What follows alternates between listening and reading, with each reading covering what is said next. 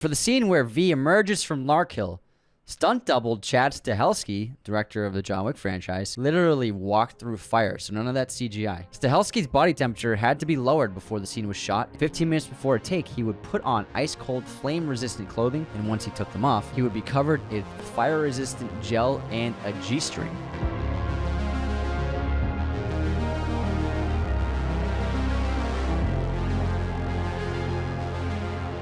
Remember, the 5th of November, the gunpowder treason and plot. I know of no reason why the gunpowder treason should ever be forgot. Oh my God, V for Vendetta slaps so hard. I watched it recently, the last, I'd say 2 weeks ago, and then you watched it last night. It's one of my favorite comic book movies, hands down. It's top 10, it might even be top 5 comic book adaptations of all time. It's really that great. Whoa, top 5. What about DC Comics? For sure. Oh, for sure. DC Comics top 5. I mean, even in throwing in Batman Begins and Dark Knight.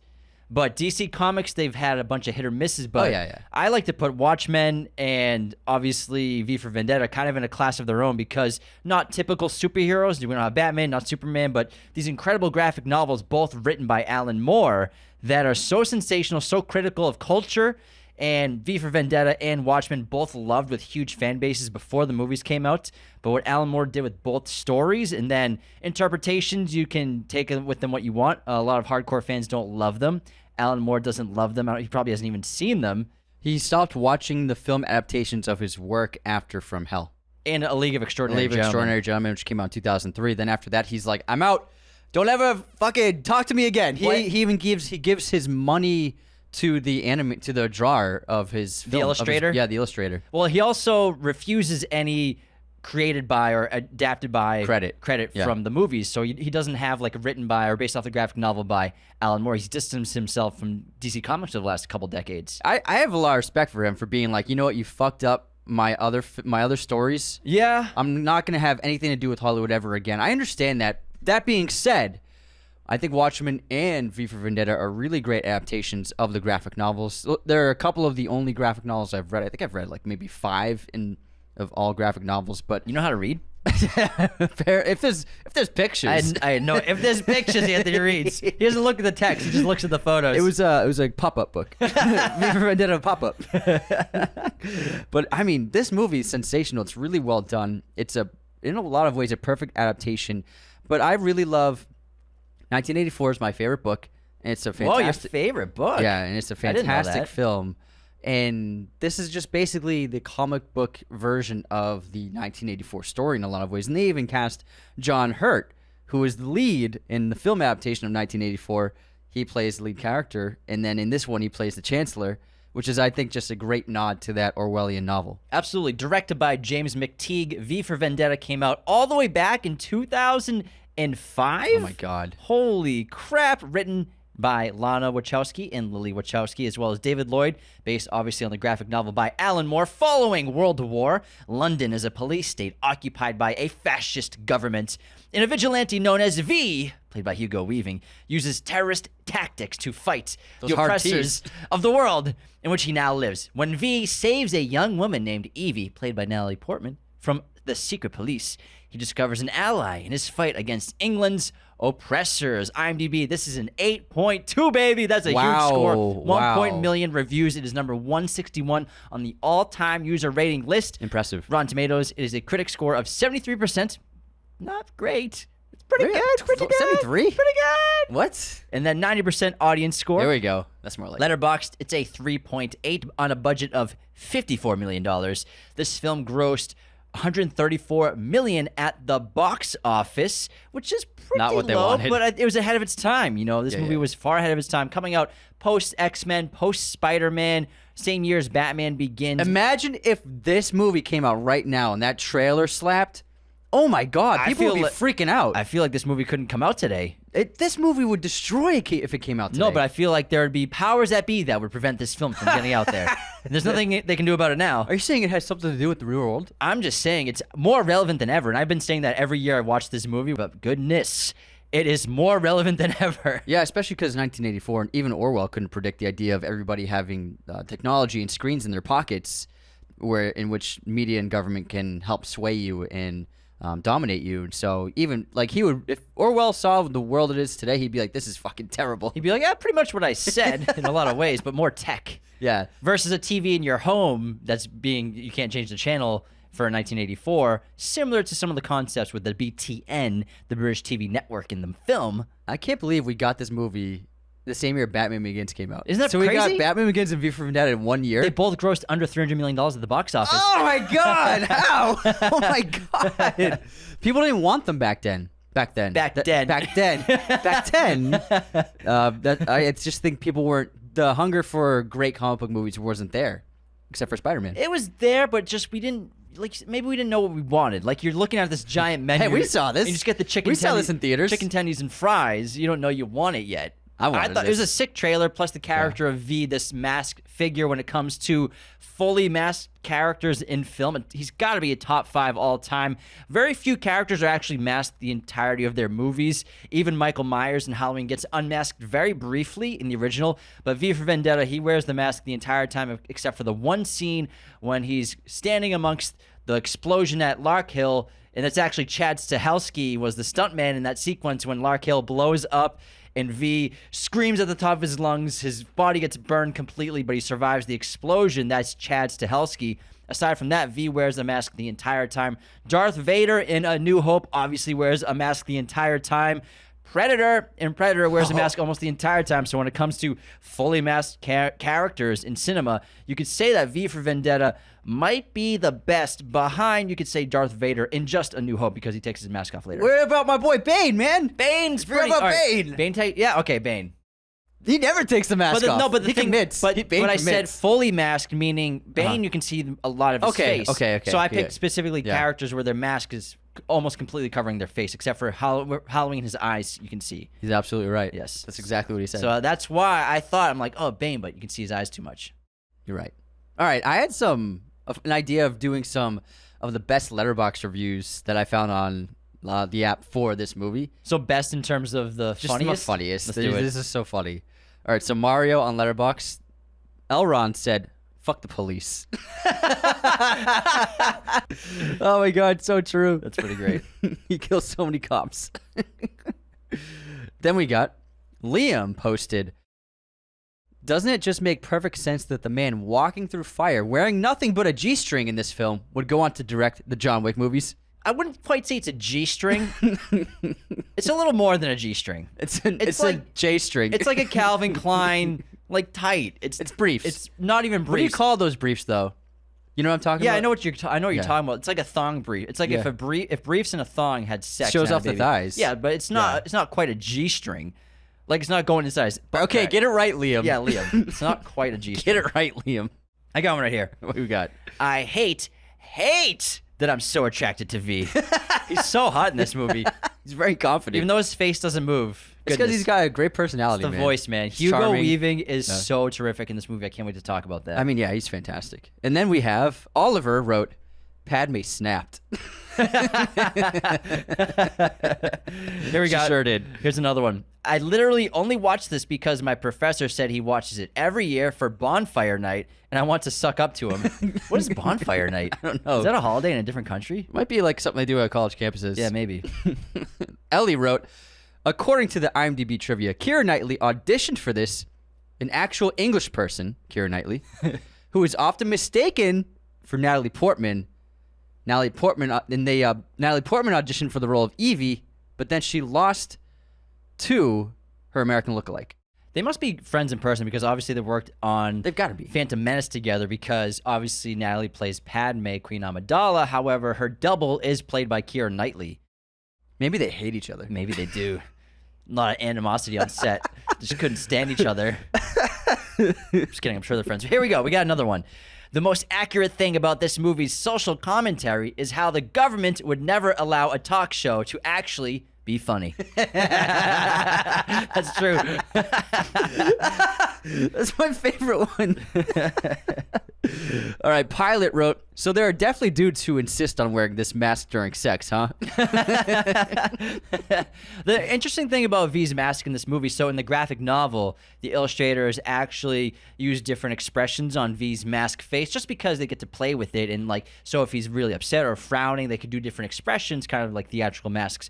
And they played around with the idea of doing that with the film. It just doesn't work. So they kept the same, obviously, static smiling version of the Guy Fawkes mask. However, what they would do was they would alter lighting and shadow, whether on set or in post-production, to change the mood of V to make him seem a little more upset or angry or maniacal at certain sequences. They actually did do that in The Black Phone. With Ethan Hawke's mask, he has 3 different adjustments to it. Different pieces to change the facial expression. I like the Black Phone. It worked in that one, yeah. Yeah, but I feel like in the graphic novel they do it like if he's out. Yeah, like how can you change the mask? It doesn't make sense for cinema. Yeah. All right, next up, Kate wrote, I wish I could shave off all my hair and have bags under my eyes and still look as pretty as Natalie Portman. She looks gorgeous, even in that jail cell when she's on death's door. Still looks stunning. Reading toilet paper on the ground. Stunning. She looks terrific. Oh my God. Starving for a month. Goodness. Can I get those genes in my bloodline? I also came across some ridiculous 1-star reviews of this movie on IMDb. Let's go. If you want to hear these. Absolutely. All right, number 1 from Christopher Springer. Liberal progressive indoctrination at its best. Parentheses worst. Jesus. An oppressive Christian government hell-bent on cleansing the world of non-heterosexuals. Rented the DVD because of all the rave reviews. Stopped watching it at the prison scene with the lesbian. You've got to be kidding me. The emotional rhetoric here makes me want to vomit. This is so typical of liberals, not to be able to use facts and reason to explain their self-centered social and political beliefs. So instead they make some movie that twists things around. Goodness. Did they watch the same movie? First of all, it's just a movie. Second of all, there's massive metaphors to the Nazi Party. That's basically North's Fire Party is a representation of Hitler and Nazi Party, especially how Hitler was actually appointed chancellor before he became dictator. He lost the presidential election in 1932 in Germany. In 1933, he was given the position of chancellor, and then he basically took over Germany after that. So Sutler was a very similar situation, economic crisis in Nazi Germany. But in the film, obviously, we have a global catastrophe with a viral outbreak as well as world wars. And in the graphic novel, it's actually nuclear war and nuclear weaponry is used, versus in the film, they went with viral outbreaks and an epidemic, which I think worked really well cinematically. Yeah, I like it. So it's an allegory and a critique on culture, not to mention not that Hitler's the only dictator, but there's been dictators in so many countries over the course of human history. So it's relax, allegory, bro. Chris. It's allegory. Chris, take it easy, man. Not everything's about Democrats versus Republicans, all right, bro? In their mind, it is. Goodness gracious. All right, then we have a good It doesn't even take place in America, even though it's a very Americanized version of the British story. Like, yeah. Like, they think that eggs in a basket is a typical English breakfast. Is it not? Not really. It's more like eggs and beans is more common. It's like they love their eggs and beans. They do, but it's like what Americans think that Brits eat is egg in a basket, where it's really, it's eggs and beans and toast.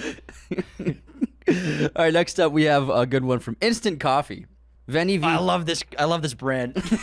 I love Instant Coffee. I haven't had Instant Coffee. I put it in my shakes. It's great. You do, yeah. I've seen you do it. It's excellent. If you need a little kick before you go to the gym. A little kick. Get the zingers going. All right, Vendetta Vomici. Very clever. So say like vomit. All right, top 250 for this piece of crap. At least the Matrix had some CGI action to distract us from the mind-numbing mumbo jumbo crap that they were pouring over our brains. I'm talking about Matrix 2 and 3. The first one being not so bad, even though Keanu Reeves was doing some kung fu. Dude, come on. Imagine saying The Matrix is not so bad. Like, what have you ever done in your life and you call The Matrix not so bad? Pretty good. Seen better. Pretty good. It's okay. Oh my god. Oh man. Mumbo jumbo in The Matrix. The action scenes in this movie are awesome. The action's great. I can't wait to talk about the action in The Matrix is great. And it's more than some action. It's a ton of action in The Matrix. It's innovative. Innovative. What are you saying? What the hell what just came out of your mouth? I'm saying the next 1-star review. You're speaking a different language? The next 1-star review is Cinecritic. Some movies are arguably overrated, but this is just pathetic. Hey, I mean, your opinion's your opinion. I disagree. I disagree. I think it's an aptly rated movie. Maybe not top 200 all time, but the thing is, the top 250 is going to be. It's always heavily American movies. Yeah. And there's plenty of international films that aren't going to get the love. yeah, we consume a lot of film content, But in terms a of, lot of movies here. if you're going to compare this to, if you could put this in like the large budget blockbuster action genre, this is really nuanced and complex and has really intricate storytelling and very, very big themes, and it pulls it all off. And that's something you rarely see in movies of this scale, especially in the comic book genre. That's why I think it's so special. It's one of its the only one of its kind, really. It taps into a ton of different things that we can all look at our own current world at. Obviously, the concept of ideas, lies versus truth, a police nation, surveillance, free speech, vendettas, revenge. We love a good revenge story, as well as immigration, bigotry, and this movie, like I said, is more relevant than ever. But I love the concept of lies versus truth in this film, and it applies not just to governments for citizens. And I love the line where the inspector's trying to understand everything, how Lark Hill is connected to Three Waters and how it's all connected to V, and he's discovering all these things, and he says, if your government was behind the death of almost 100,000 people, the epidemic that created this basically police dictatorship in England, would you want to know?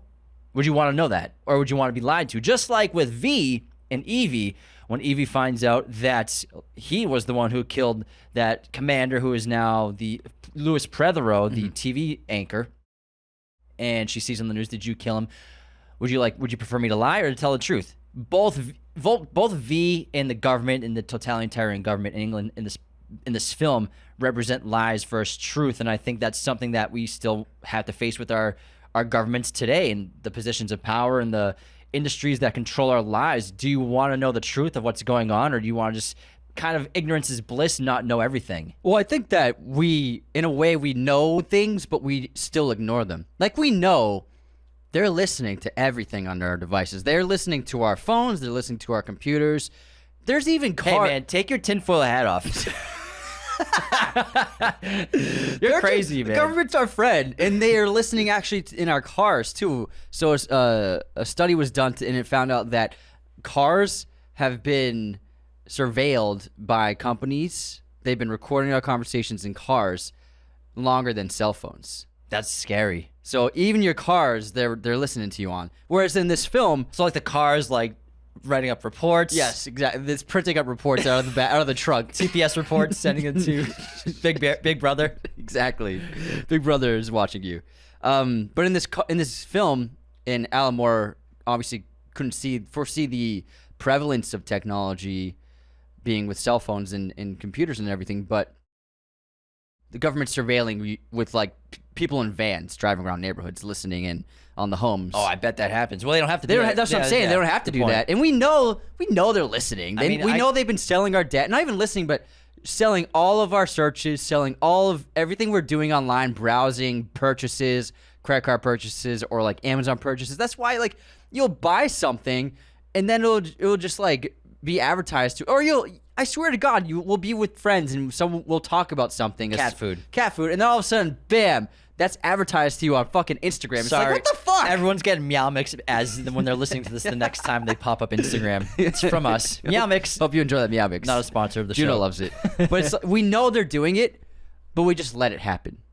And Ignorance is bliss, man. Ignorance is bliss, and also just acceptance of the futility of even trying to stop it. And before we continue, we know that you all love movie podcasts and are always on the lookout for others, and we'd love to recommend our good friends at the Confused Breakfast Podcast. You may remember they came to Los Angeles. They did a Point Break episode with us. These guys are awesome. Mike, Sean, and AJ are great friends of ours. What's great about Confused Breakfast is they're so much like us, but they tackle different kinds of movies. They'll talk about movies from the 80s, 90s, and the 2000s, so they do a lot of those classics from the past. Some of their most recent episodes that we love are Back to the Future. They did a great one on Tombstone, Blazing Saddles, Waterworld, Starship Troopers, Armageddon, Dumb and Dumber, Twister, and so many more other bangers from the 80s and 90s. These guys are absolutely hilarious. They have this great bit on their show. It's called The Most Punchable Face, which I find to be absolutely hilarious. And they also do fan theories for movies and plots and characters. It's tough for podcasts to find new fans these days because there's so many goddamn celebrities taking over the audience. So we recommend checking out the Confused Breakfast podcast.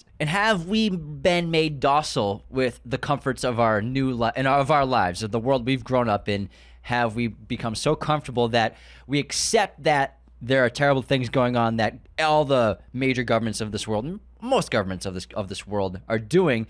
But because we have such privileged lives, do we ignore that because we feel lucky and we don't want this to end? It could be like versus confronting it. There's a necessary. I mean, it's an evil. There's an evil entity at play, but you know, life's not so bad for me in particular, so I'm not going to do anything to change it. But this film is representative of bringing people together to stand up. And there's that famous line: people shouldn't be afraid of their governments. Governments should be afraid of its people. And it's absolutely true, because every major change in any government in any country in the past, it's the people that change it through revolution and modifying the government and taking out people who were abusing power in the past. Yeah. Now let's set up this film a little bit more at a global scale. So we have nuclear global war has happened around the world, except for in England. They got out of the nuclear arms race according to the history of the novel, and so they were left basically safe from nuclear war, nuclear fallout.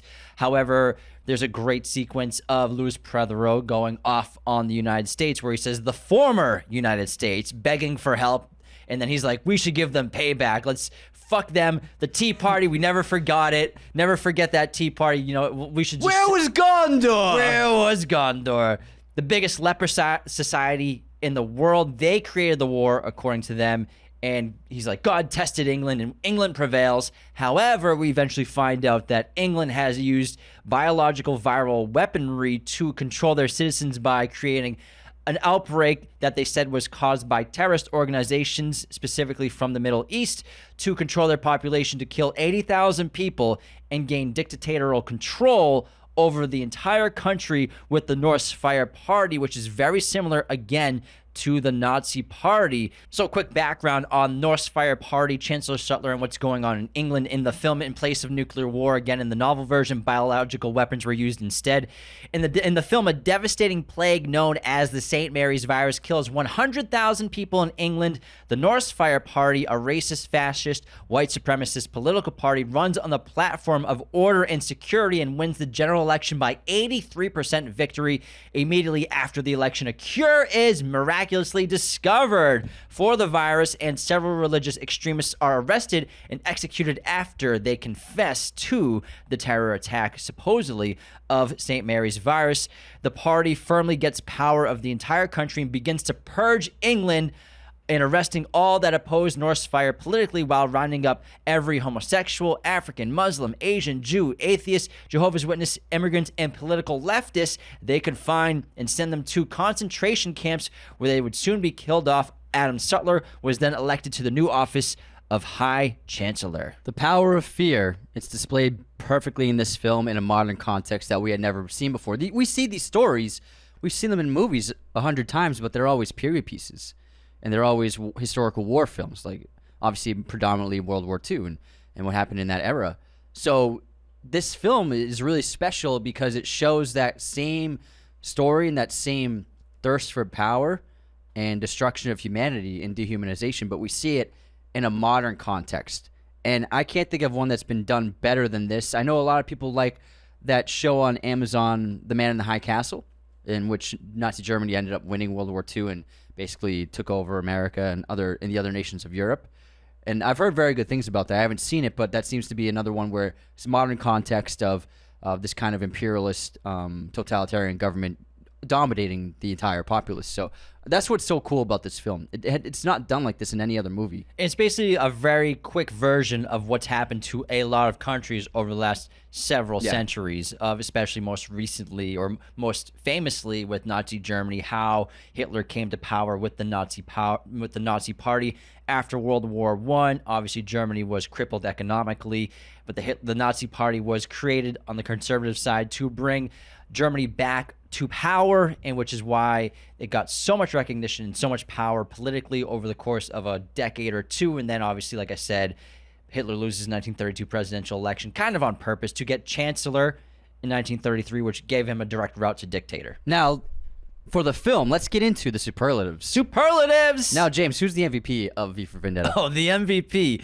of V for Vendetta is my man, Hugo Weaving, who puts on such a terrific performance because we have a main character who wears a mask the entire time. You can't see his eyes, you can't see his mouth, you can't see anything at all except for the stone face of Guy Fawkes with a nefarious smile.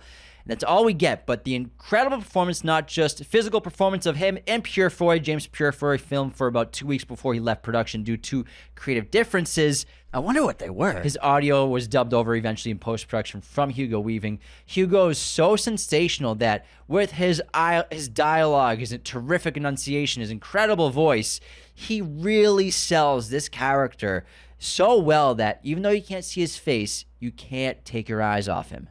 I would say my MVP for this film is... I'm going Natalie Portman. Good choice. Natalie is unbelievable in this movie, and after watching it recently, I was like, she fucking acts her ass off in this movie. She does. She does so much, and her accent is really freaking good. She had the same accent coach as Gwyneth Paltrow from Shakespeare in Love, and she won the Oscar for lead actress for that film, Shakespeare in Love. But Natalie is absolutely amazing.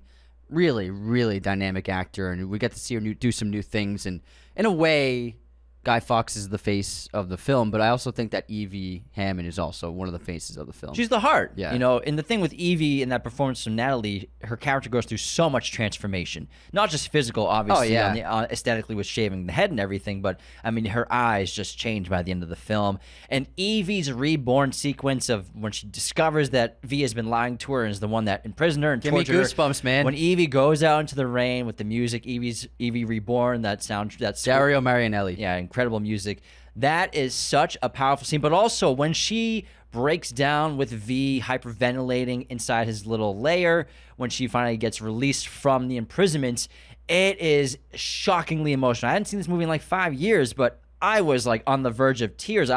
My heart rate was jacked watching that scene. It's so emotional, so powerful, and it's all dependent on Natalie's performance. That's one of my most listened to tracks, Evey Reborn. I'm listening to it in my head right now. All right. That's not at all what it sounds like. What was that? It sounded like Star Wars. I don't know. Anthony's like, Evey Reborn, great song. Classic. Absolute banger. Obviously, for Best Actor, since I put Natalie Portman as the MVP, I'm putting Natalie Portman as the Best Actor. Hugo is absolutely outstanding. I'm putting Hugo as my Best Actor. And just the verbiage he has to say in this movie. The dialogue is so juicy. Juicy dialogue. Verbiage. The words he says and the enunciation, the delivery of everything he says, not to mention he did this in post.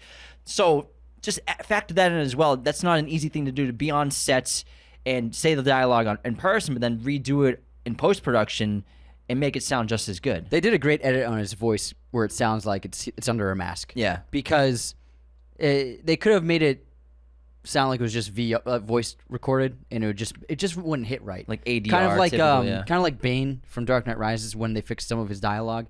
It doesn't sound. It sounds like studio recording sometimes. They expect one of us in the wreckage, brother. And it's like, and then it cuts to another line of his which he delivered on set, and it's like it sounds so different. Come on. So with this, the sound editors and sound mixers did a really fantastic job of making his dialogue audible, while also making it feel like he's speaking under a mask. Yeah. And within the context of the environment. So they did a great job. But I just gotta say, I mean, he's so incredible. The physical acting's phenomenal. And in the verbiage, so that that monologue he speaks to Evey Hammond. Which one? With There's all, a few. With all the V's in it when he first meets her. Oh yeah, it's great. He says, so he starts sentences with the, he says words starting with V 43 times. It's amazing. It's fantastic. I fucking love that. And it's really fun. And I just love the dynamic of fate. He sees it as fate that Evey ran into him. Well, he says that Because great. he says, of course you are. He says that great line where he's like God. He doesn't believe in coincidence. He believes in fate, which is a great line. Yeah, and he just confirms it because he asks her name. She's my name's Evey. He says, of course you are. Evey. It's just like he's like, of course, that makes total sense. And then they watch him blow up the building. But I mean, he's amazing. But I do think that Natalie Portman, in a lot of ways, fucking carries this movie. Oh, she's sensational. She's so phenomenal. She's one of the best so ever. Phenomenal. That's why we did an actor spotlight on her. This is my second favorite Natalie Portman performance. What's your number one? Black Swan. Black Swan. Black Swan is legendary performance. So Black Swan, V for Vendetta, and then Closer. Her three Good best picks. performances. Oh, Closer. I like that. It's a good pick. It's fuck yeah, man.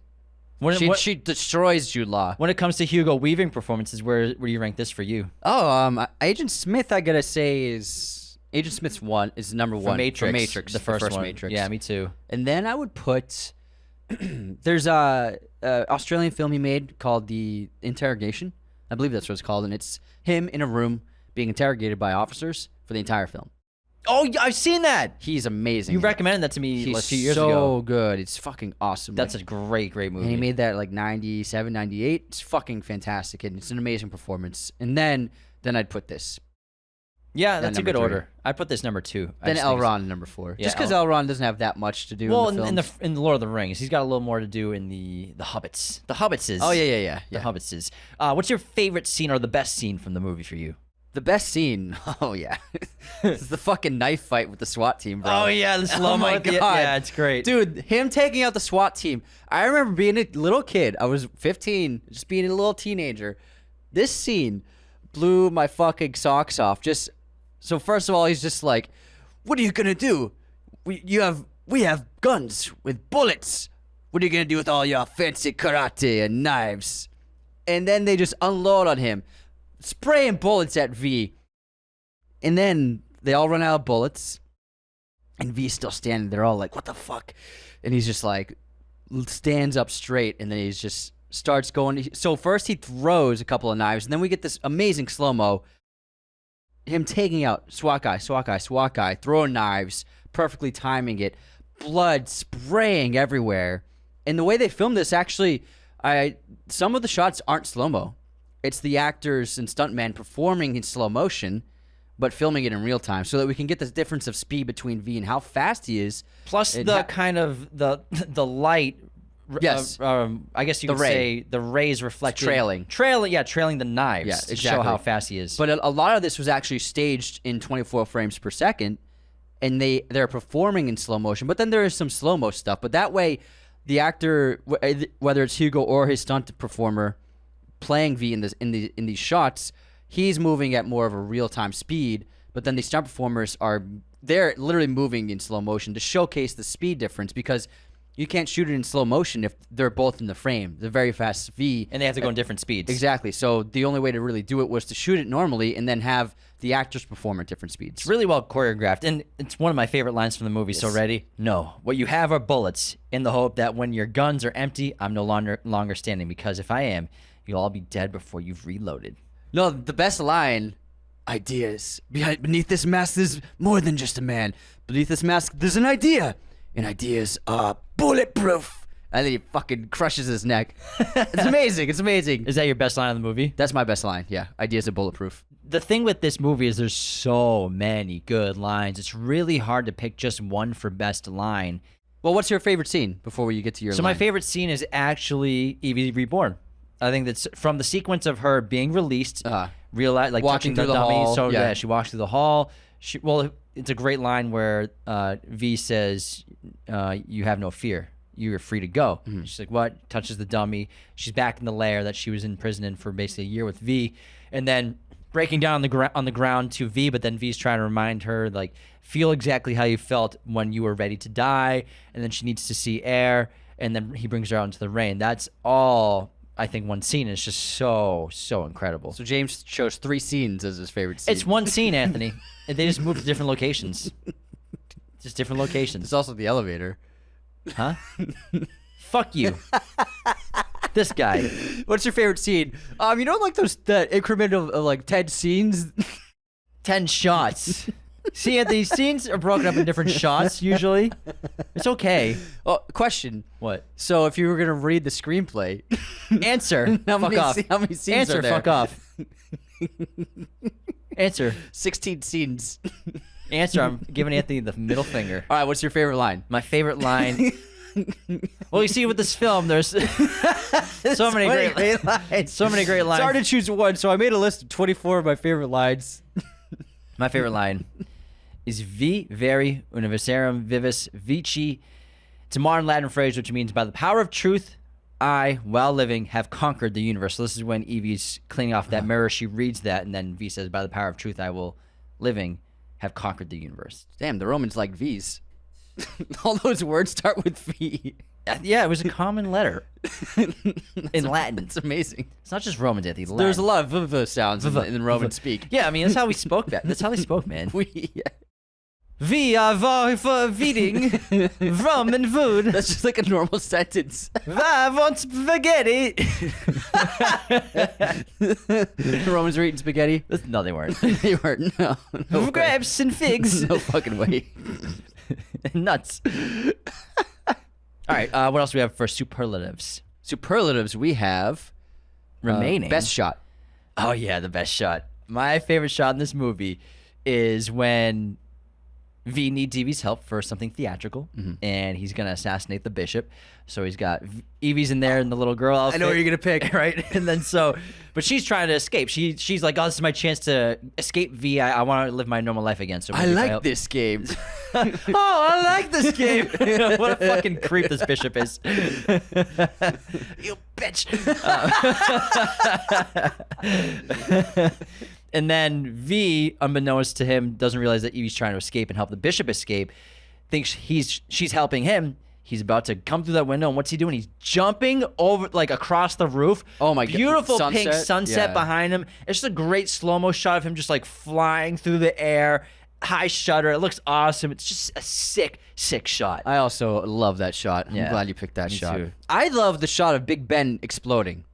It's really fantastic miniature visual effects. Why is the explosion of Big Ben? Because fuck Big Ben! Wow, Anthony. I'm just kidding. I mean, you're going to get put on a list pretty soon, Anthony. No fly list for Anthony Deveney. Relished in the explosion of Big Ben in England. London. Because it's so vital to the story. It's a representation of the power oppressing the people and the representation of a corrupt government.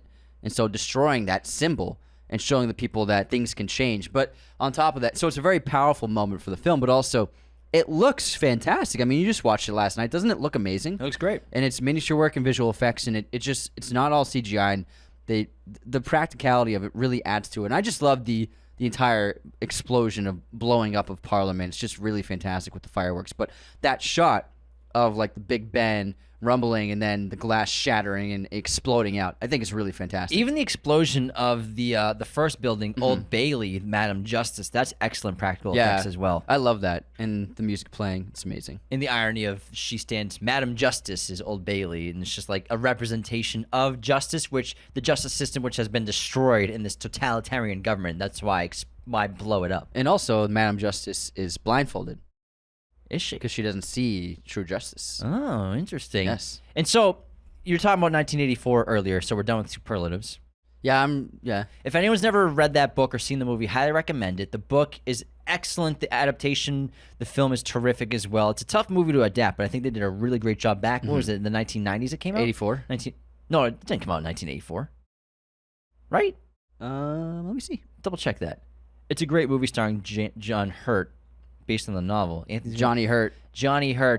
And there's obviously so many similarities to 1984. Came out in 84. Did it really? Yeah. That's awesome, man. They did it on purpose, That's so cool. Yeah. Like, why not? I think everybody was like, oh, it's coming. Yeah. It's coming. So obviously mass surveillance is one of the main things that the government does to control their people in this film. And they even dabble in the concept of rectal retinol. Not I was like, where the fuck is he going with this? retinol identification. So Rectal identification. you can assume. Excuse me. Can you please bend over and spread your ass cheeks? We need to identify you. Yep, it is Mr. Paul. Yeah, I recognize that rectal from last week. No two rectals look the same. Retinal identification. So you can assume mass cameras all over the city and all over the country, but they don't really show it that much in this film. I guess they don't have to, but also audio surveillance is big in this film. Not only do you have a couple sequences of men in vans spying on population, but also the inspectors and detectives, whenever they want to talk without any interference or being listened to, they take out that little remote device that I'm assuming just takes away any signal that can be listening to them around them in a certain sort of circumference. Yeah.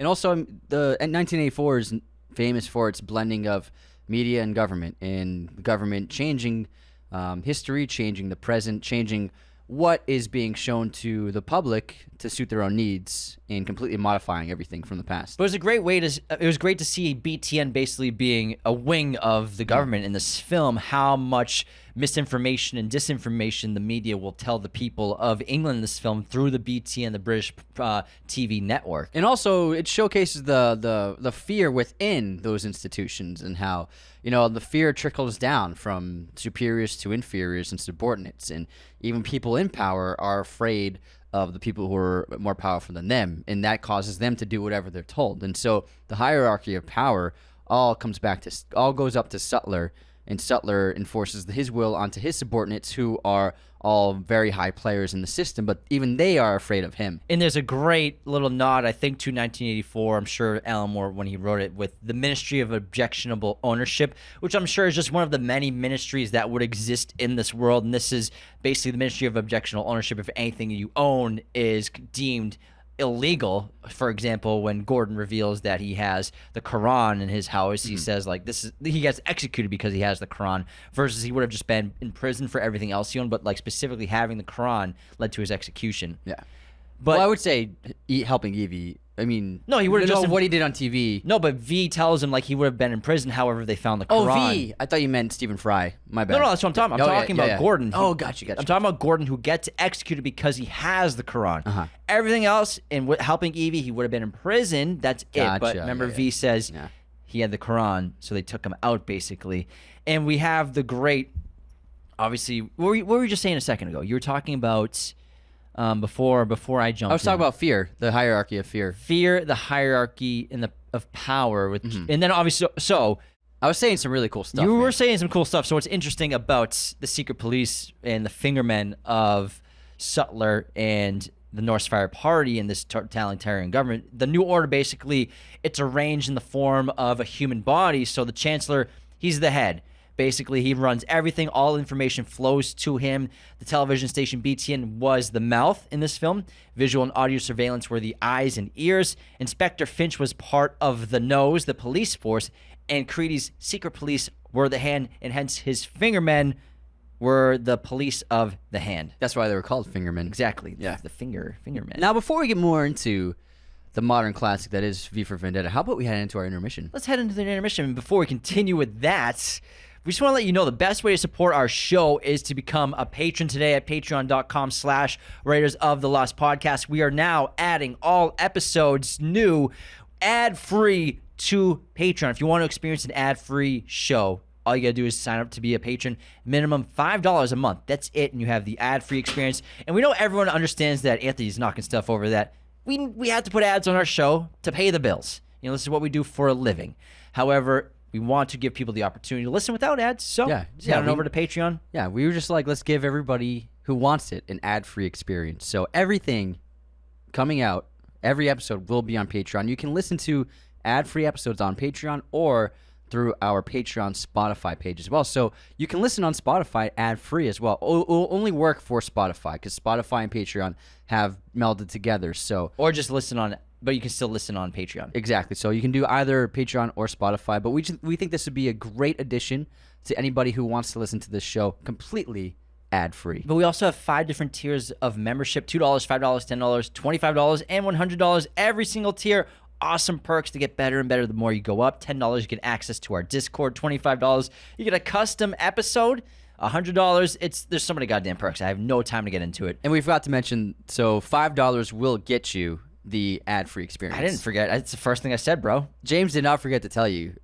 I just wasn't listening. But also, you never listen to me. You can also help the show by leaving those 5-star ratings and reviews on Spotify and Apple. I'll read a 5-star written review on Apple Podcasts in just a moment. And also, just share us with your family and friends and people who love movies. You know, it's the number one way for a podcast to grow is word of mouth and sharing any episode, sharing this episode specifically. If you have a friend that loves V for Vendetta, send them this review on any platform. It's the best way for us to grow. And this episode, of course, is sponsored by our friends at movieposters.com, the #1 place to get your posters online today. Be sure to use our promo code Raiders10 at movieposters.com to get 10% off your order right now. They have a gigantic selection of pretty much every movie and TV show imaginable in their huge poster library.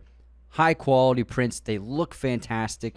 All sorts of sizes and framing and even backlighting for your poster needs. They make a great gift for the movie lover in your life, and they also make a great way for you to express your passion and love for cinema and TV in your own home.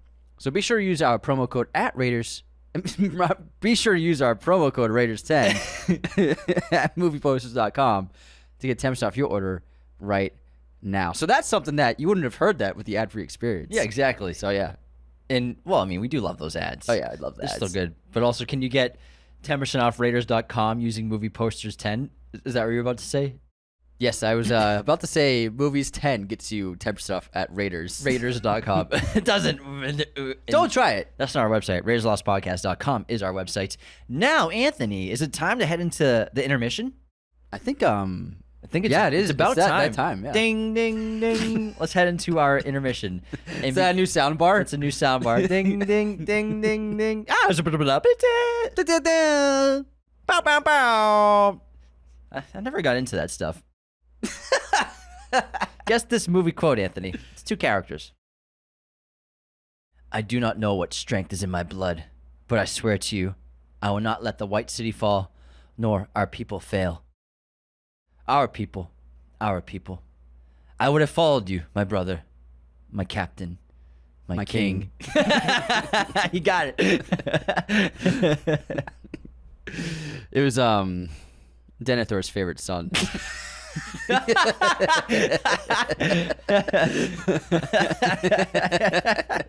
Yes, I wish it. You would prefer it if I died instead of Boromir. Yes, I would have preferred it. Yes, I wish that. I wish that very much. Poor Faramir, man. Poor The memes guy. are so good, though. Poor guy. He got Aowen at the end, He though. did get heroin, so Yeah. it worked out for him. His dad died, so Fuck that he doesn't guy. have to deal with him anymore. Hey, he's a fucking prince now. Yeah, it's true. He's got a He pretty made good- up pretty well. He did. I mean, For Lord of the Rings characters, who made up better than Faramir? Aragorn made out pretty well. Yeah, never mind. Aragorn did pretty good I for mean, himself. he got he got Arwen, who's a gorgeous elf. Uh-huh. Those excellent genes. Not just the Numorian genes, but the Elvish genes. They made a super baby. super baby. The Warner Brothers adaptation will be Aragorn's son and he's the superhero. I mean, Arwen's bad forever too. Like, she's hot. She's beautiful. No, she's mortal. Won't she die? Won't she age? No, I mean, but for his entire life. She'll still live longer than him. She lives like several hundred years still, at least. even as a mortal. Yeah. She just lives a very long time.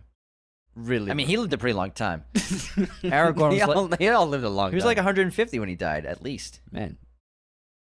Okay, here's my quote. I mean, Samwise, he got, what's her name, the bartender? Mary? She's got flowers in her hair. Mary? No, I don't think it's Mary. Sally? Something with an S. Sandra. Yeah, it's Sandra, Anthony. Sally? Sally. No. Susan. I think it's Susan. Sauron. Sauron had flowers in his hair. Sorry, do your movie quote competition now. Here's my quote. Let's just say I'm Frankenstein's monster, and I'm looking for my creator. It's a good line. Is it a revenge movie? Yes, he's doing revenge stuff in this movie, this character. It's not a revenge movie, though. but he's out for vengeance. I don't know. What is it? It's X-Men First Class. It's Eric. It's Magneto. Oh, snap. Yeah. All right. That's a good The line. first act, he says it. That's a good line. When he's hunting down the Nazis. Dude, that bar scene's awesome. Dun dun Dun dun dun dun dun dun dun dun dun dun dun. Such a sick theme. Magneto's theme in the It's on my prequels, gym playlist now. So good. You know what else is great? Do you move dumbbells with your mind from it? I wish I could. Scorponok from Transformers. What'd you say? Scorponok. Scorponok. I think so. If I remember correct, it's from the first. Sounds like a Star Trek word. Scorponok's one of the bad Transformer guys. How? One of the He's like one of the bad Transformer guys. Super bad. But his theme is awesome. Check it out. I can't wait. It's fucking dude. When you listen to it, you'll be like, okay, I see what he's saying. Scorponok. Scorponok. Doesn't that sound like an alien species in Star Trek? Well, it is an alien species in The Transformers. Scorponoks are coming. Oh, like a whole race. Yeah. It doesn't. Moving on. Guess this movie release year, Anthony. What year did GoldenEye come out? 1997. 95. Damn. You were way off, man. I should be embarrassed. 2 years. What year did 300 come out? We just saw The Killer, so I'm doing a Michael Fassbender trivia. What year did it come out? Oh, man. We'll see. I think Dawn of the Dead came out in 04. So I'm going to go with 2007. No. What is it? 2006. Good guess, though. Good guess. It's close. That's a tough one. I saw a Gerard Butler interview recently, and he said that the screaming delivery of "This is Sparta," he said he did that as like the final take. They shot the scene. They were very happy with what they got, and he's like, guys, what if I just like fucking scream it? And Snyder was like, all right, try it. Just try it out. And then he did it, and they were like, oh, that's the take. One of the best lines of the century. Yeah, but they weren't even gonna do it. That's pretty funny. Yeah. Great He's- instincts. He murdered that role, Dude, man. Nobody else could have done that. that one role got him like a crazy good career. Yeah. I love him. He's Yeah. great. Every- He's had everyone- some good roles. Everyone likes Gerard Butler. Like, who doesn't like that guy? I don't know, man. If they are, they're crazy. Such a badass. Yeah, he's great. But yeah, nobody could have done what he did with Leonidas. Like, and you have Fassbender in that movie. Not even Fassbender could have done that. True, but I feel like when it comes to if you could have a beer with like any actor, like Gerard Butler would be like a good person to get a beer with. I feel like. Yeah, you feel seems like a cool seems dude. like a cool guy. You gotta go with Matt Damon, bro. Yeah, I'm just saying, like he seems like a cool guy to get a beer with. Yeah. I'm not saying that he's the only one. Like, sorry that you. Is this something we have to pay a little attention to? Anthony's a little offended that I didn't pick Matt Damon. Matt Damon's offended. All I 'Cause said was he'd be a good guy to get a beer with, and he's like, "What about Matt Damon? What about my guy Matt? Matt Damon." Moving on. Movie pop quiz time. How many times has Sean Bean perished on screen in TV and film? I'm guessing it's not as many as I think it is. I'm gonna guess 14 times. I'm gonna say that you should probably think as many as it is. Yeah, 42. Like, nah, well, that's too much. That's what I thought. Reverse that. Scratch that. Reverse it. Oh, like literally. 24. No, yeah, there you go. Nice. 24. 24. He's died 24 times on screen. You know who's died the most on screen? Jesus. No, actors, not No, characters. not Karen. I'm sure it is. I'm sure Jesus is up there. He's up there for all There's time. a lot of Jesus movies. Weekly Jesus reference. The podcast. It's always like very offensive too. Sorry, Jesus. What actors died the most on screen? What actor? It's gonna be someone who's been in a ton of movies. Yes. Are they still alive? In This real life? actor passed away, but he passed away recently, like a few years ago. Like this century. All right. You've seen him in a lot of movies too. He was very old. He lived a very long life. But yeah, you know him. This guy. Yeah, I know it. it's a cool dude. He's a really who died recently. Not like that, like So- 4 or 5 years. So like in the last 4 or 5 years, this Yeah. actor died. Yeah, it might have been like 2 years ago actually. Just guess a name. Christopher Plummer. No. I don't know. Christopher Lee. Chris, Christopher Lee has died 71 times on screen. it's one off. Yeah. Wow. I 71. would never have guessed that. 71 deaths. He was in a lot of TV, so I mean, That makes sense. All right. Here's my quiz question. What are Michael Fassbender's 2 highest rated films on IMDb? On IMDb. Shame? Incorrect. Inglourious Bastards. Yes. 12 Years a Slave. Correct. Ding, ding, ding, ding, ding. Shame's only a 7.2, if I remember correctly. Well, at least I got a Steve McQueen movie in there with 12 Years a Slave. Steve McQueen's awesome. But yeah. I mean, man, he's in 2 all-times for the century. 2 of the best movies of the century he's in. I mean, Fassbender could have been in a lot more movies if he wasn't a race car driver. Yeah, but race car driving's sick. Yeah, he's only. I looked at his IMDb today because we saw The Killer, and he's only been in 4 movies the last 6 years. Yeah, but I'd be doing if I had that like mentality. That's a cool ass job. Well, for him, he said being a race car driver was his first dream, that's awesome. and he was actually working towards it while he was working towards becoming an actor. so too. badass. So he pulled them both off. Like, what the fuck? Holy shit! What a guy. Who's the other guy that's a race car driver? That's an actor. Well, right Alive. now, Patrick Dempsey. Yeah, Patrick Dempsey. And then Paul Newman. Paul Newman and was the Steve famous McQueen. one. Yeah, but yeah, Dempsey's another one right now. Dempsey's been doing it for a long time. Professional race car driver. He drove Daytona.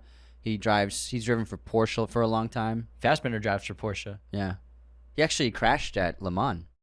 Yeah, it wasn't too bad though. No, yeah, it was a bend. Yeah. A turn. But he spun He had to out. drop out of the race though. Yeah, he spun out. He did it on the first day, right? Yeah. It's too It bad. was actually the first few hours, unfortunately. That must have been just like a huge Yeah, letdown. to just be like, put all that training. Like your whole life has been leading to Le Mans. Yeah. Sad. I'm sure he'll be back. I'm sure. But I mean, The Killer was awesome, FYI. Guys, watch The Killer. It's coming out on Netflix on November 10th. We saw it because we got limited release out here in LA in theaters. It was excellent. Excellent. We're going to be doing a review of it very soon in November once it comes out and everyone has a chance to see it. Did you give it a rating on Letterboxd? 4.5, baby. Me too. 4.5. 4.5. Best fight scene I've seen in years. There's years. a fight scene in the film. Fucking blew the chains off the door, man. It was unbelievable. I like that. Unbelievable. I like that analogy. Blew the chains off the door. I was like jumping in I was like feeling the impact, and man, Fincher, like, there's a reason why he's one of the greatest ever, and like to see him, like, how he stages an action scene, it's better than anything you've seen recently. Yeah, and he doesn't have a ton of action scenes in his movies. No. You know, they're here and there, but nothing like he's never done a scene like this before. But when he does it, it's the best. 'Cause Yeah. the chase scene in Seven. It's great. It's one of the best chase scenes ever. Yeah, it is. And it's like, that's better than most action movies. And then a fight scene in this is better than most fights I've seen last several years. I can't even think of a fight that compares to how good this one was. It was insanely visceral. Yeah. It feels like you're in a room with 2 people really fighting. Yeah. I seldom have felt that watching a movie. It was fucking awesome. And like, I really felt like the main character was in danger. Like, really. I felt like I was getting hit. Like, it Yeah. was like that intense. The sound design and cinematography, just perfect harmony together. Choreography was Yeah. excellent too. Yeah. It was an Man. awesome fight scene. But The Killer can't recommend it enough. Let's move on to haters this week, Anthony. Who we got? yes. Unsubscribes. Let's get down to business. The dirty, gritty stuff. I want to hear it. I want to hear James it. wants the tea. Make me feel bad. James has been. James, there are haters like that. If you want me to, Yeah, bring them up, man. No, I don't think you want can to feel take it. really I sad don't right think now. you can take it. I can take anything. No, man. you can't. I can take it, man. All right, Carter Solo wrote in our Monsters episode. Glad to know y'all love the Universal Classic Monsters. Great video, but The Mummy 1999 is the best remake. Unsubscribed. It absolutely is. Did we not say it was? What did we say? Invisible Man. Oh, you said The Invisible Man. I said The Mummy. Oh, that's true. Yeah, you did say Yeah. The Mummy. So you're wrong. I'm wrong because you and him agree? Yeah, That 2 makes out of me 3. wrong? Shut up. Incorrect answer, Anthony. Get out of here. Incorrect. All right, well, you and Carter can go hang out and start your own fucking podcast. It's gonna be called The Mummy is better than Invisible Man. And no, it's gonna be called Fuck Anthony. Welcome back to another episode of Fuck Anthony. New episodes every Wednesday. Talk about Anthony and how much he sucks. People would tune in. You would definitely get some listeners. Sponsored by Manscaped. All right, next up, Mars Too Nice on Twitter, responding to our Monsters episode, wrote, the editing was all over the place in this one. A lot of jumping around. Heard a few things twice, LOL. Immediately unsubscribed. Wow. What was up with the editing, Anthony? I don't know. What'd you do, man? I'm not sure. I thought I did it. Anthony edited that one, everybody. So another episode of why Anthony sucks. Fuck Anthony. He can't fucking edit. All right, Ben Hardy wrote on... Just kidding. You're a great editor, man. Thanks, man. Ben Hardy wrote in our... You made a clip of talking about how... I'm talking about how De Niro gave his best performance since Heat in Killers of the Flower Moon. And then Ben Hardy wrote... Ben Wrong! Hardy. His best role since Heat was Dirty Grandpa. Unsubscribed. That's a good one. I haven't seen that, but I've seen clips from it. It's fucking ridiculous. Seems pretty cringe, to be honest. All right, Alex MacArthur wrote in your Dune video about the person who's suing Dune, who's definitely not you. No, suing Warner Brothers over the delay of Dune. Yeah. Get it right, You Anthony. can't sue Dune. Get my lawsuit right. Alex wrote, whatever, James. You're a crazy person. Just unsubscribe from Warner Brothers till Dune comes out. Maybe I will. Maybe I will. Oh, there was a real hater. Sean wrote to you. Are you really a fan, or have you just been told you're supposed to like Dune? You brought that up last episode. Oh, yeah, I did. Remember? And I cussed him out. You cussing with me? You cussing with me? Here, put on this bandit mask. I got an unsubscribe on Twitter. Really? So we posted the image of Princess Aero. I mean, of Princess Azoa. Azula, sorry. Arrow and then Azora. Sorry, it's Uncle Iroh is the reference. Yeah. So I haven't seen Avatar yet. I'm going to watch Last Airbender very soon. KC Vente wrote, long-time listener, first-time unsubscriber. We made a post, is this an artificial image of Princess Azula, which looks like an artificial image. He said, just listen to Movie News 122, Uncle Iroh? Bro, it's Uncle Iroh. Unsubscribe. Yeah, but for real, keep up the great work, guys, and congrats on Midnight Ruin. Oh, thanks. Thank you, Appreciate Casey. that. Yeah, I got a couple of people making fun of me for my pronunciation of Uncle Iroh. I haven't seen I've only seen the show in one watch through, and it was last year, and just forgot. Couldn't remember Uncle Iroh? Okay, Azoro. I've never seen the show, so I have no. You know the clip though. Anyways, it even says the text. Do you have any more unsubscribes? That's it. Yeah. I have a great review. Let's hear it. I love reviews. Richard Patrick 60. Hey, Richard. Let's go! That's the title of the review. Guys, you're awesome. I work in the industry as an assistant location manager on shows and films. I was traveling a lot for a show I was on and was loading up on podcasts for the roads to when I came across your show. It's so great listening to two guys who are as passionate about movies as me. You two are knowledgeable, funny, and just seem really nice. Aw, thanks. Currently enjoying the Harry Potter reviews as well as binging your previous episodes. Keep up the great work. Subscribe. Fuck yeah. Thank you, Richard. Thanks, Richard. Safe travels on the road, and that's it's a awesome. cool job. You're working on the industry, It's a very location cool scouting and stuff like that. Location manager, it's a cool job. You get to see a awesome lot of job. cool places, lots of traveling. So Very important to the production. it's essential. very I mean, a lot of scripts have to be written around locations, and it's important. Locations. So, Richard, thank you so much for that incredible review. Now, Anthony, what's your streaming recommendation for this episode? I watched The Village. It is fucking awesome, man. It's a great movie. I haven't seen it in a few years. I always really liked The Village. I think it's one of M. Night's better movies. And in my opinion, it's his best directed. Like, he did a lot of great stuff cinematography-wise and how he approached the story. I think The Village is very good. I gave it a 4 out of 5 on Letterboxd. And when this movie came out, everybody was talking about it. And everybody was like, you're not going to fucking believe the twist. And this twist in this film blew everybody's hair back, and it was a big thing, and everybody was like, oh, I can't believe that. That was insane. You know, very few filmmakers have the name recognition draw and pull of M. Night Shyamalan in the late 90s, early 2000s, and then obviously Christopher Nolan today. And I feel like M. Night was there for a little while. Yeah. But he's obviously not so much anymore the last like 10, 15 years, especially after Avatar. He's made too many bad movies. Yeah. The Lady in the Water, The Happening, and Avatar: Last Airbender. No, it's just called Last Airbender. Oh yeah, Last Airbender. I mean, Airbender, yeah. He's just made too many not good movies where the audiences loved him because he did Sixth Sense, Unbreakable, Signs, and then The Village. Loved movies. 4 awesome movies. Well, like what? That's a great streak for a filmmaker. Yeah. And he was poised. He was poised to be the fucking man, the next big thing. He was for a while. He was Yeah. the big thing, and unfortunately, he just had too many bad movies, and I do like him a lot. I think he's a very good director, but he's just made some questionable films, unfortunately. He was on the path for like all time. His first 4 films, I can see that as being like an all-timer if he kept up that quality with his films. And then also, man, Glass. Glass was not it, man. It was not so it. bad. Glass was not it. Like that's the perfect example. Split's awesome. Oh, he's back. Then Glass, and you're like, it's M. Night. Never mind. We got excited. Unfortunately, he just doesn't have the consistency. Yeah.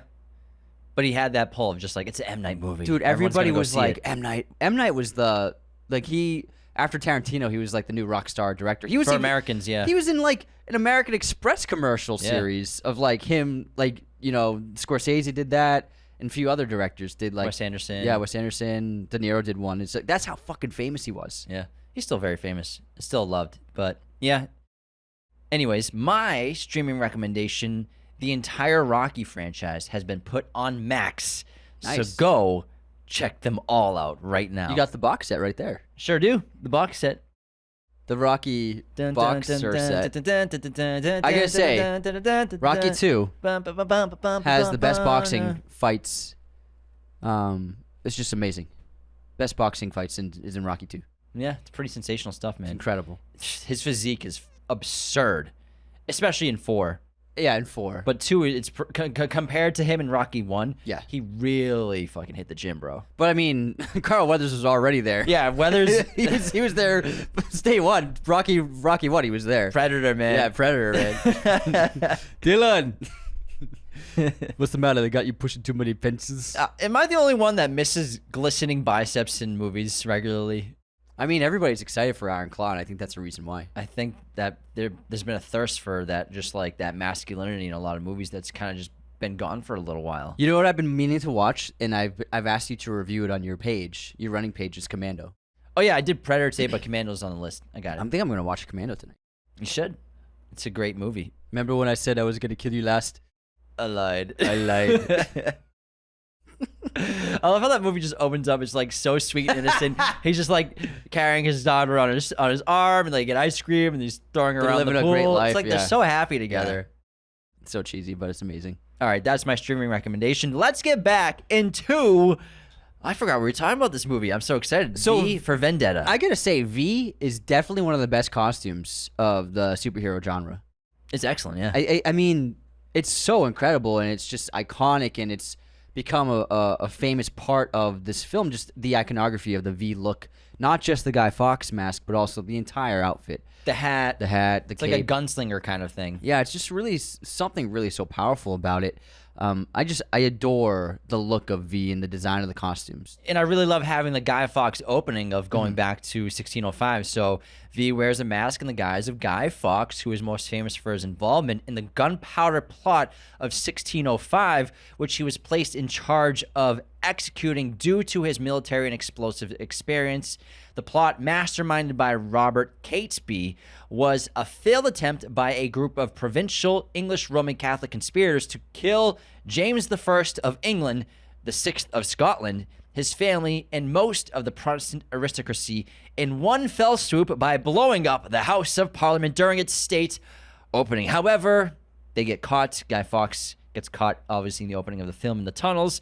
But then, whose disguise does V choose? He chooses the disguise of Guy Fawkes for what that represents, as well as even the group Anonymous has taken on the look in the disguise of Guy Fawkes from V for Vendetta, getting inspiration from this. Yeah, I mean, Anonymous started, 2010s? Like 2008, 2009. Yes, and it was definitely influenced by this film. 100%. And there's a really incredible sequence of this film, and it's during your favorite 60-minute scene.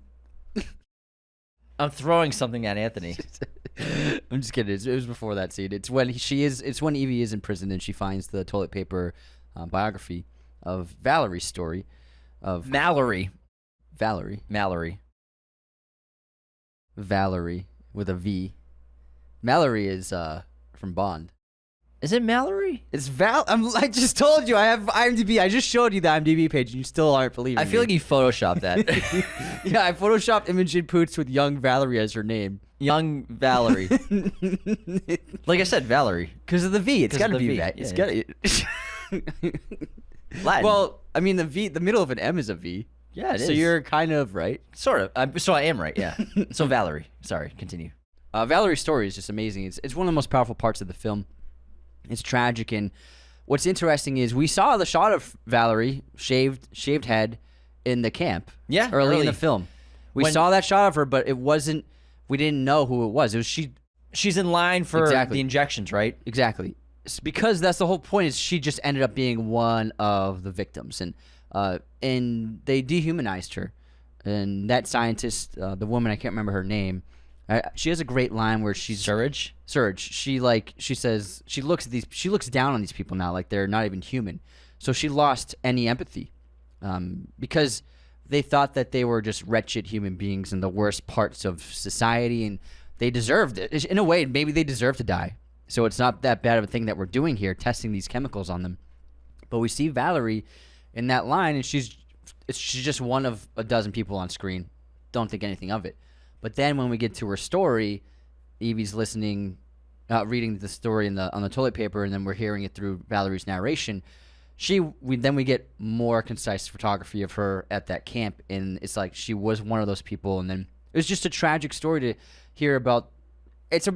In her story is a representation of the downfall of the society and the destruction of the society. She is just used as an example to show how the society was destroyed and then gripped with control by the new powers that be. And it worked as a metaphor for the entire country in a way. And the power of propaganda. Yes, yeah. Of how you turn normal people against each other, just normal people against other citizens, just because maybe they're homosexual or maybe they're from a different country, maybe they're immigrants. To turn on people based off what they look like, what they do in their personal lives, and just create basically accomplices to murder. Yeah. And especially for her, Surge becomes essentially a murderer. She's as responsible for those 80,000 dead as anybody else is. And the story is so important because it's what helps create V, and then it's what helps allow Evie to accept her fate of death and completely transform into a new individual. And that story is vital for both of the characters, and that's why V left it for her as well, because of how important it was to him when he was in the real prison and found the real written biography. And combining propaganda with corruption, and everyone who was in a position of power at Lark Hill, which was a resettlement camp, which was basically a concentration camp of experimentation, of trying to find a biological weapon to be used, to be created to control a population. Or Surge says something like, there's no, like, nuclear weapons are nothing compared to a viral outbreak that can kill an entire populace. It's And not scary. not damage the environment. She even references Oppenheimer in this film. So she references J. Robert Oppenheimer, who changed the world with the first nuclear bomb, with the atom bomb. And now she's basically sees herself as the next Oppenheimer. How can I change the world with my studies, with my research? And it all leads to V. And who is V?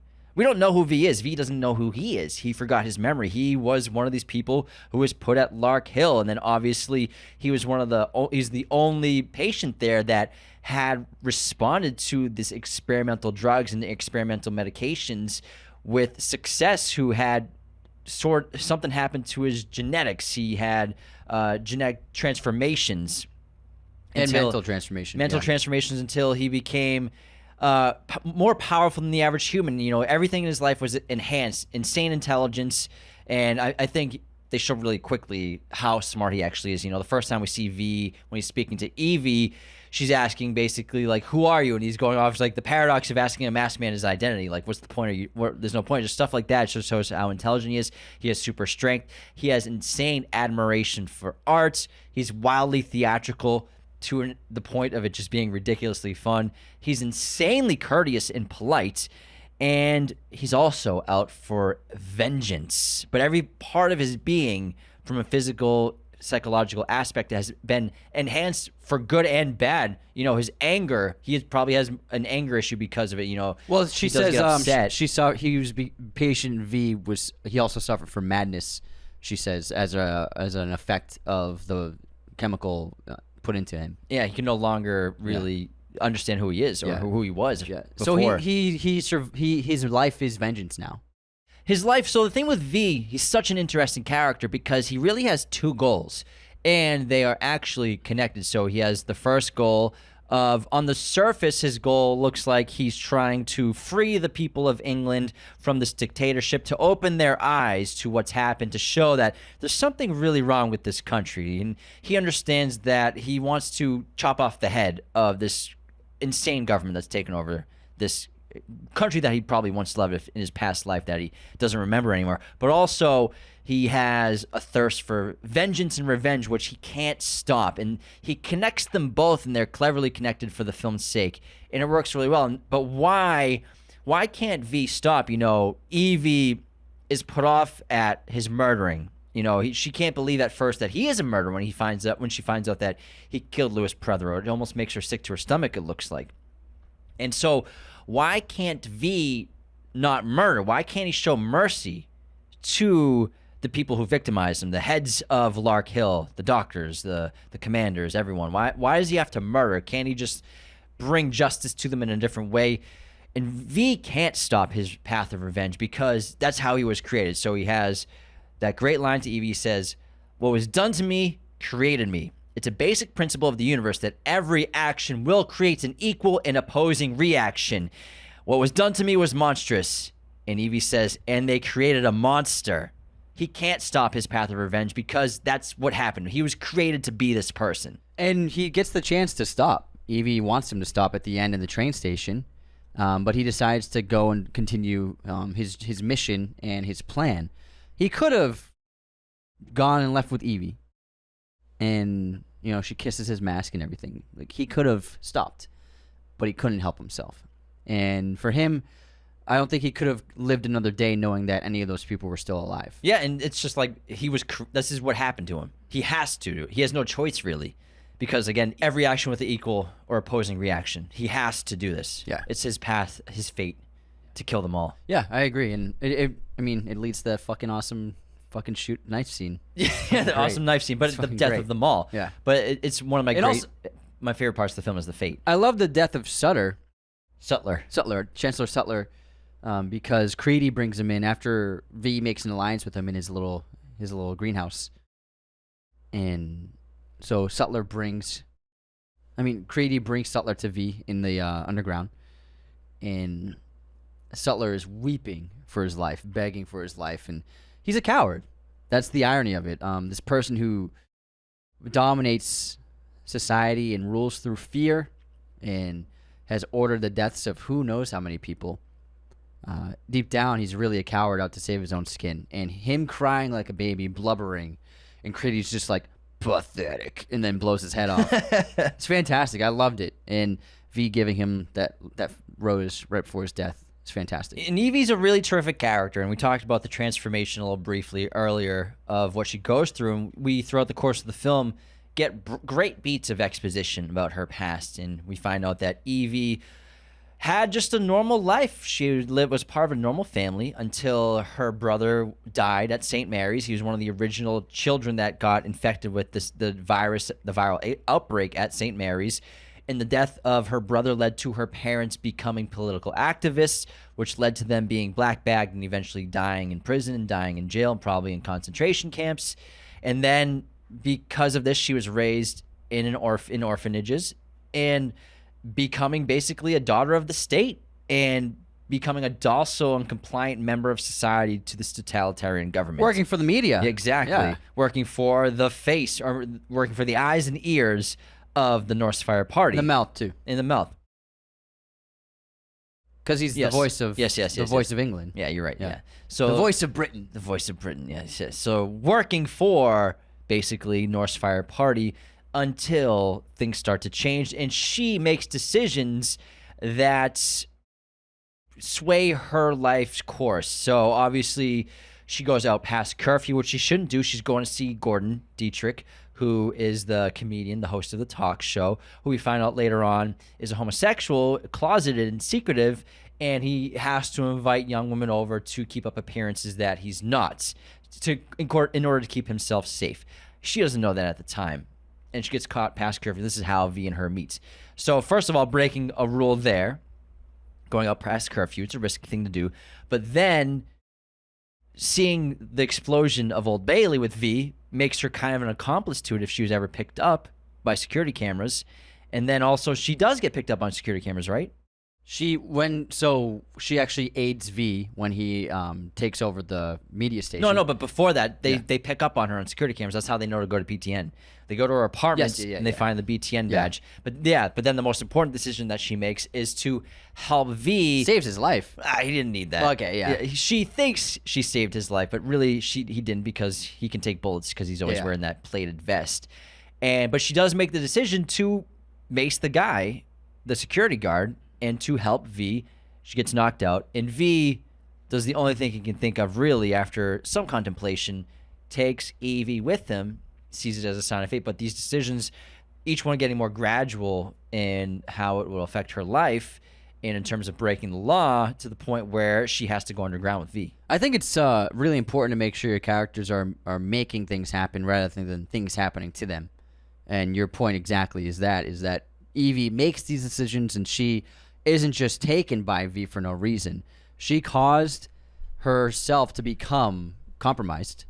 And so he thought, I'm going to protect her. The only way to really save her is to take her in. Otherwise, the fingermen are going to torture her for weeks to get any information they can. And then kill her. So this is actually the much better option. But she did it to herself. She caused the events to happen. She does. And then, again, eventually, Evey at first succumbs to her situation and accepts it. I have to stay here for a year with this guy. At first she's upset, but then she accepts it. And I love the breakfast scene because it's the first time she's had real butter for years. Is this real butter? I haven't had butter in years. And we find out that this incredible layer with, he calls it the Shadow Gallery, I think, V? Yes. The Shadow Gallery, just arts and statues, and he's got this great jukebox and music and art everywhere. And we find out that he's stolen all this. He's holed up in this great Victoria station, this abandoned Victoria station, which he's just redone up. It looks really great. And we find out he's stolen it all from Sutler, basically, which is really incredible. But eventually she does seek an opportunity to escape. And that's the opportunity when he's going to kill the bishop. Mm-hmm. She does try to escape. And she makes it to Gordon Dietrich's house.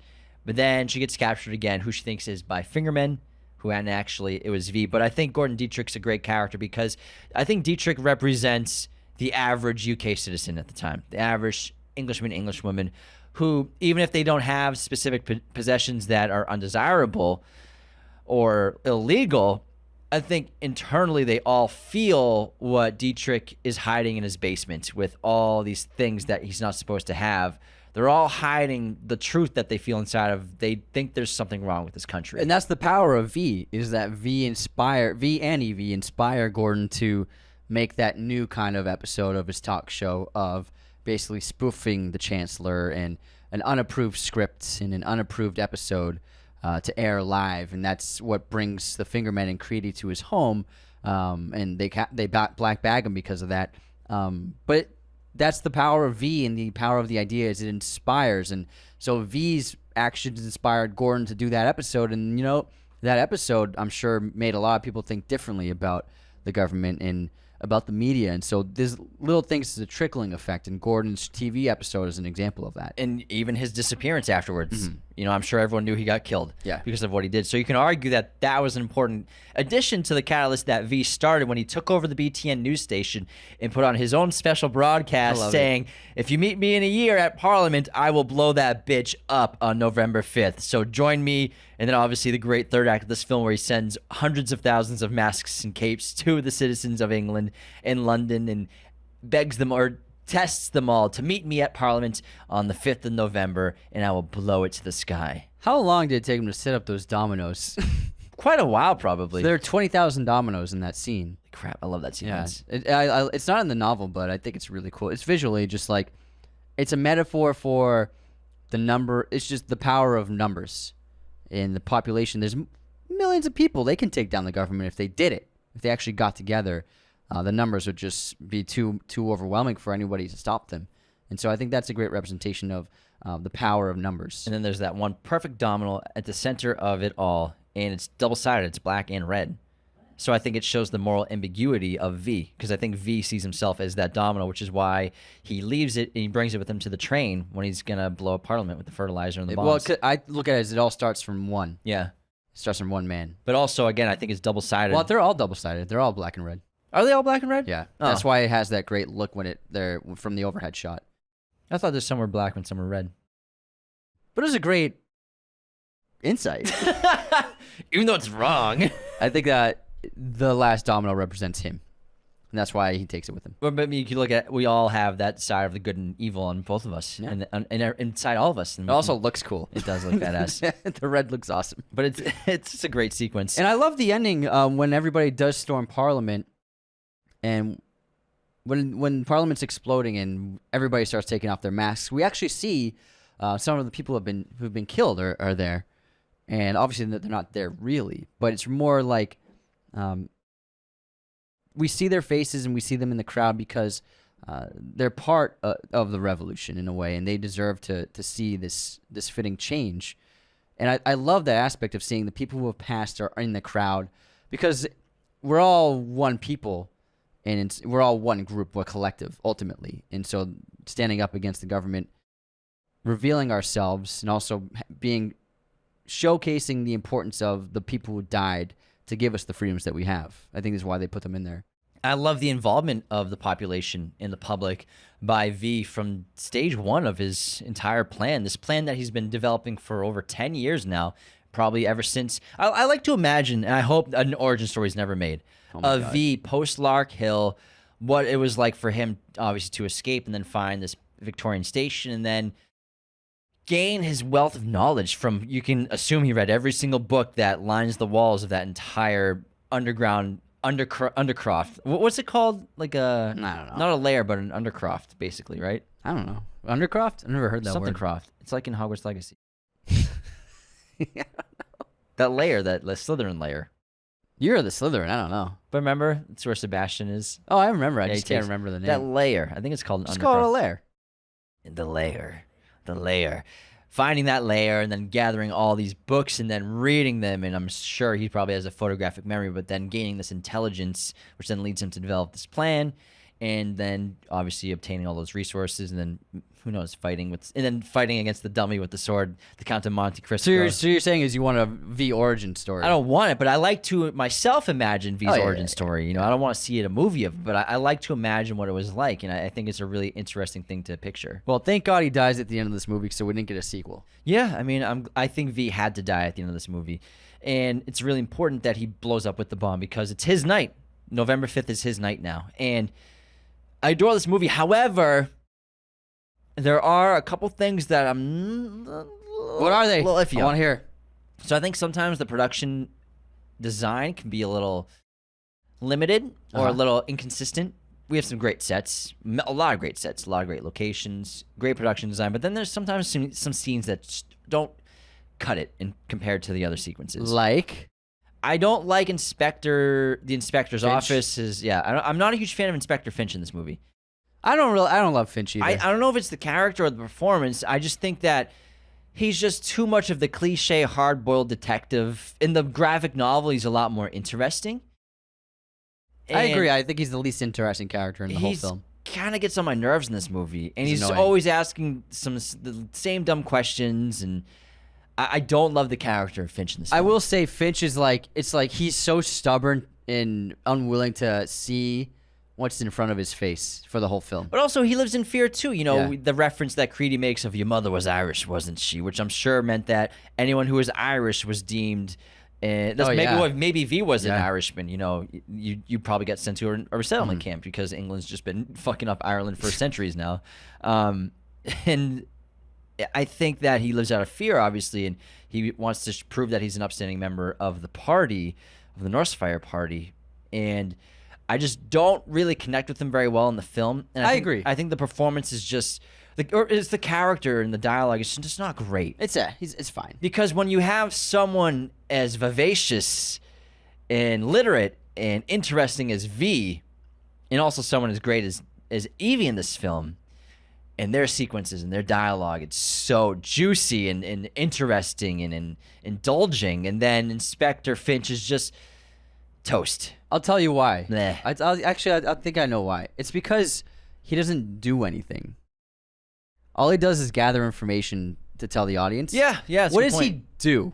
He goes to Lark. Yeah, he just puts the conspiracy together. He doesn't actually do anything. He's just there. So I think that they kind of failed the character of like, he doesn't really accomplish anything whatsoever except for, just giving us some exposition and some information. And even when he meets Rookwood, which is clearly V in disguise, we don't get much. Like, you're right. He's just there. He is just for exposition's sake, but also putting together the puzzles, the pieces of the puzzle. Yeah, but he doesn't do anything.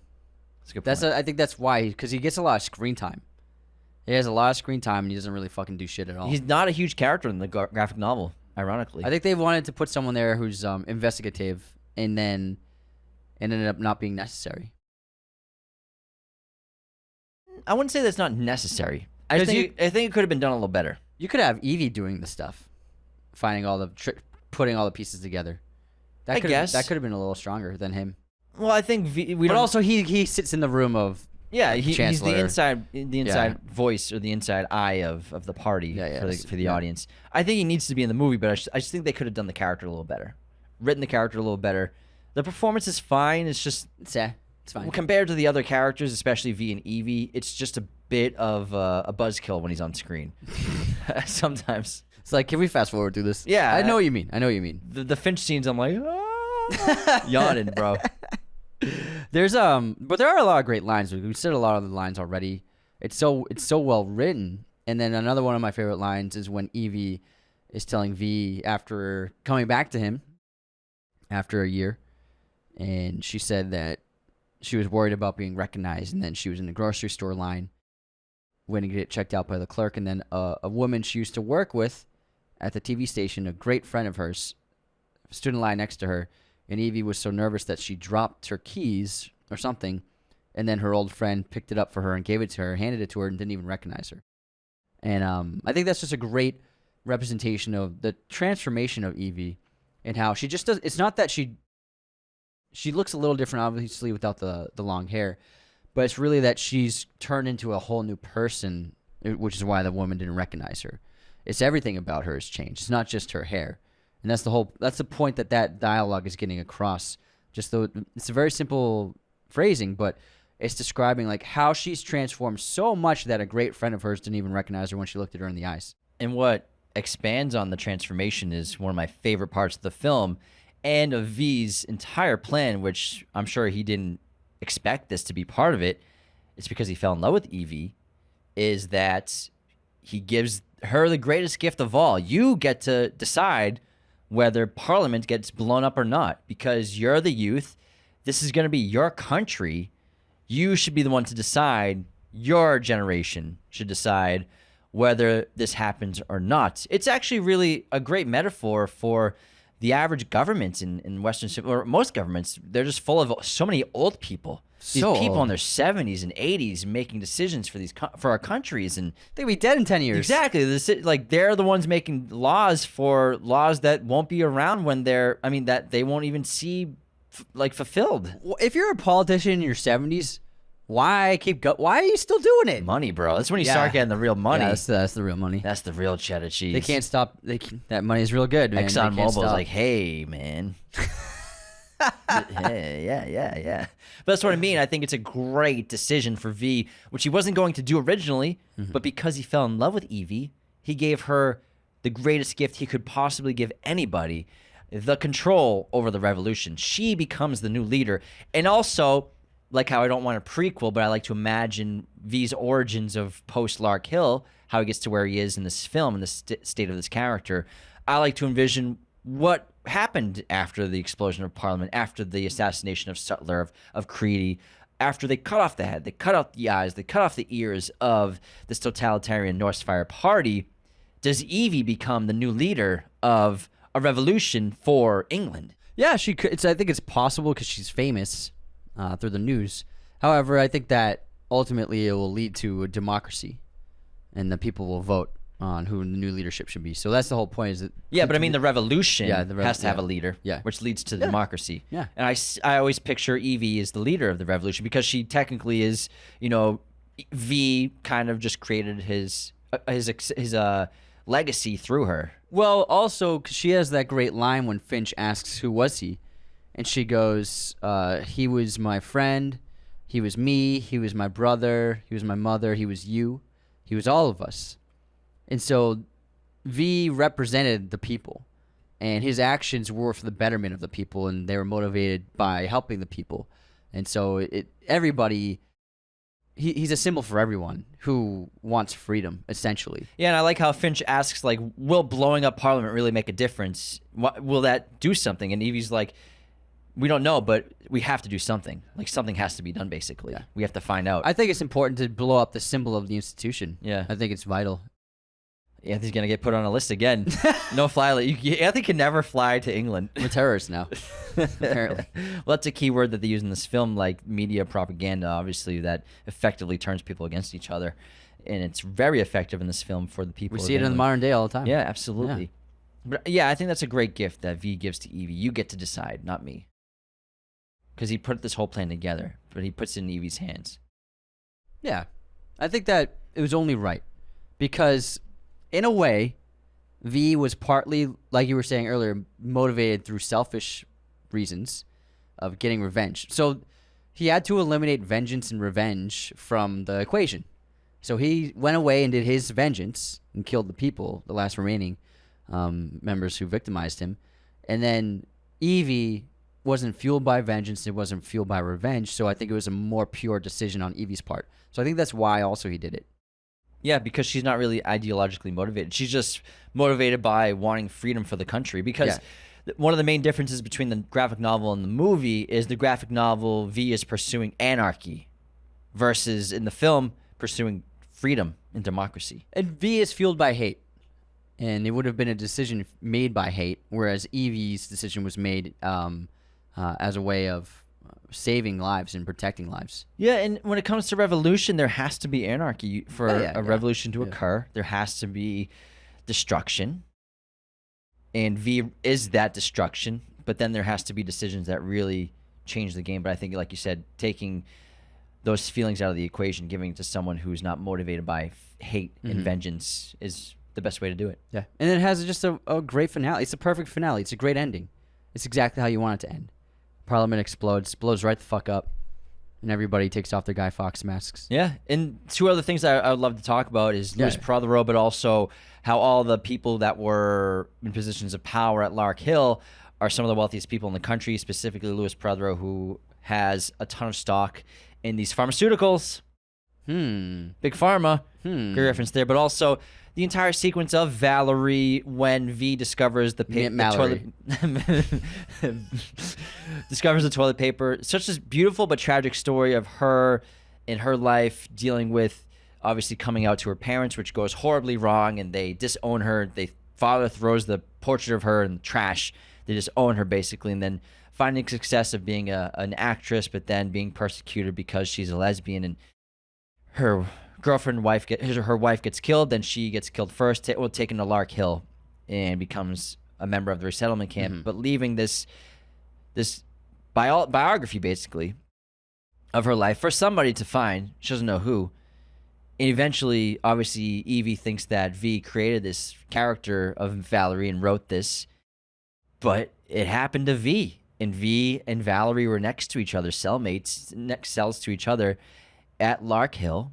And the reason why V was able to go and keep going and push forward was because of Valerie's message and her story. It gave him the strength to keep going. And I think that great and beautiful shrine that he reveals to Evey is a beautiful part of the film. With the roses. To show her that it really was. Her story was real. She wasn't made up. Everything else was fake except for her. Yeah, it had the movie poster. It had a portrait of her and like that beautiful bouquet of roses that he always keeps fresh. The Scarlets, yes. Scarlet. Hold on, I got the name of the rose. Oh, yeah. What's it? Scarlet Carsons. Thank you. Carsons. It's great. Scarlet Carson. It's really beautiful. Very beautiful, yeah. But I love a good revenge movie. And we got some great vengeance in this film. Great murders. And, murder, is it ever justified? For V, it is. For Evey, it's not. But for V, murder is the only answer for his Well, it's because it's how he's been created. Yeah, it's his vengeance. The thing is, he knows how horrible these people are, and how truly evil they are, and nobody else does. What's he say to Evey? He says like, "There's no justice after he kills Prothero. There's no justice system for him. This is the only way to do it." Yeah, I agree. Yeah, crazy. I love this movie, man. It's fucking awesome, man. It's so good. I love it so much. I'm so glad that it has an 8.2 rating on IMDb. Me too, man. Because it's really great.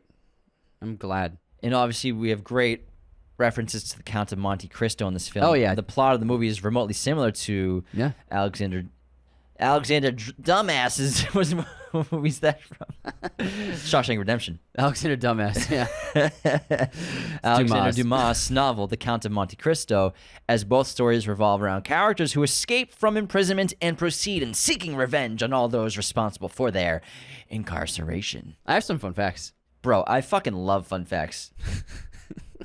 All right, for the scene where V emerges from Larkhill, stunt double Chad Stahelski, director of the John Wick franchise, was the stunt double, literally walked through fire, so none of that CGI. Wearing just a special fire-resistant gel and a G-string. G-strings are back. Stahelski's body temperature had to be lowered before the scene was shot, and luckily, it was 3 degrees below zero the night of the shoot.